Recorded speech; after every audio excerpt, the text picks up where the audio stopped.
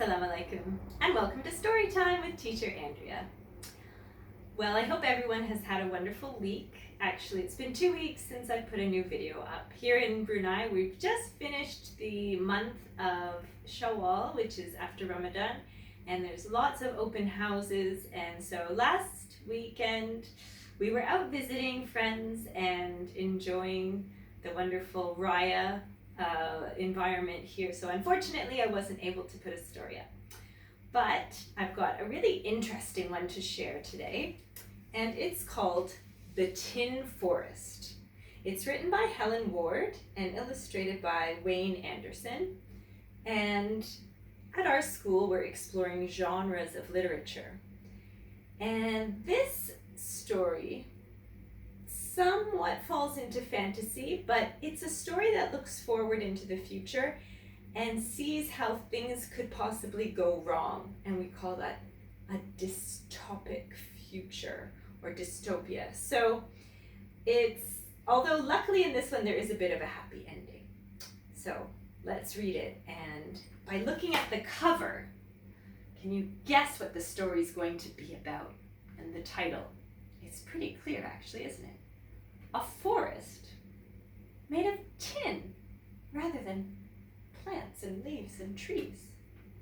So let's have a look, and I hope you enjoy it. The Tin Forest.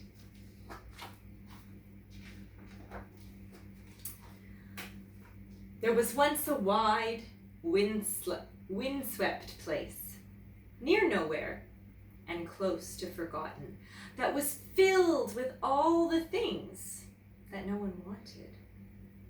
Right in the middle was a small house with small windows that looked out on other people's garbage and bad weather.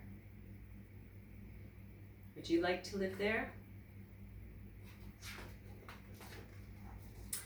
In the house lived an old man. Every day he tried to clear away the garbage, sifting and sorting, burning and burying.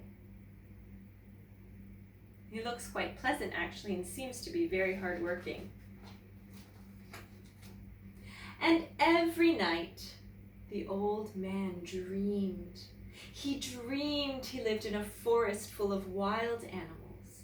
There were colorful birds, tropical trees, exotic flowers, toucans, tree frogs, and tigers. This is actually what we have here in Brunei. We have beautiful, beautiful forests, jungles, rainforests here, but fortunately no tigers. But when he awoke, the world outside was still the same.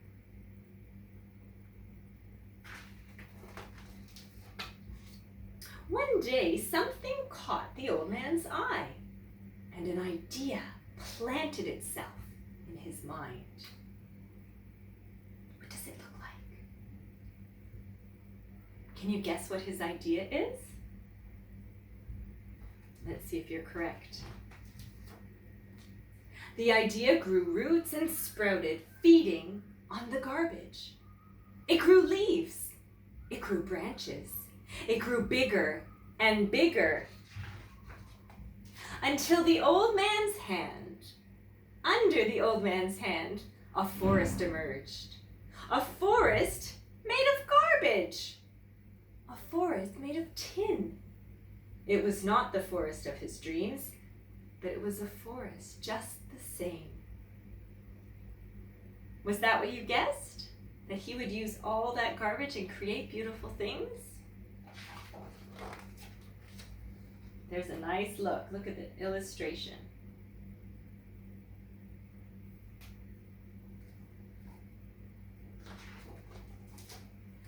Then, one day, across the barren plain, the wind swept a small bird.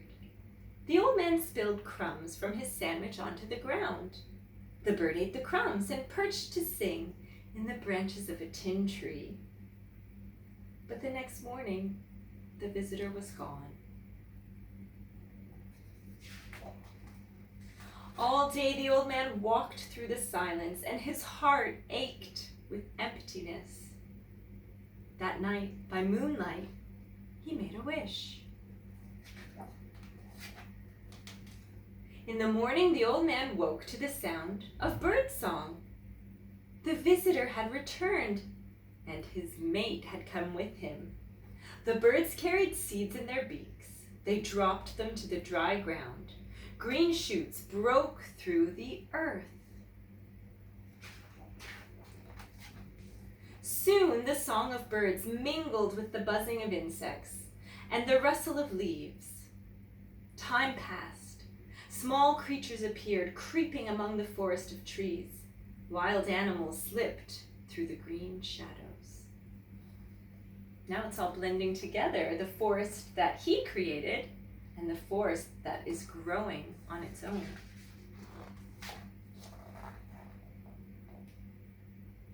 Is that the tin forest anymore? Now it's not entirely made of tin, is it? There was once a forest, near nowhere and close to forgotten, that was filled with all the things that everyone wanted. Right in the middle was a small house with small windows, and in the house lived an old man who never stopped dreaming.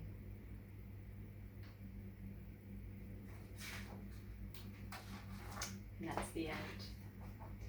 So what starts off as a bit of a sad story because the old man has to spend all his days trying to get rid of all this garbage and dreaming of a beautiful forest.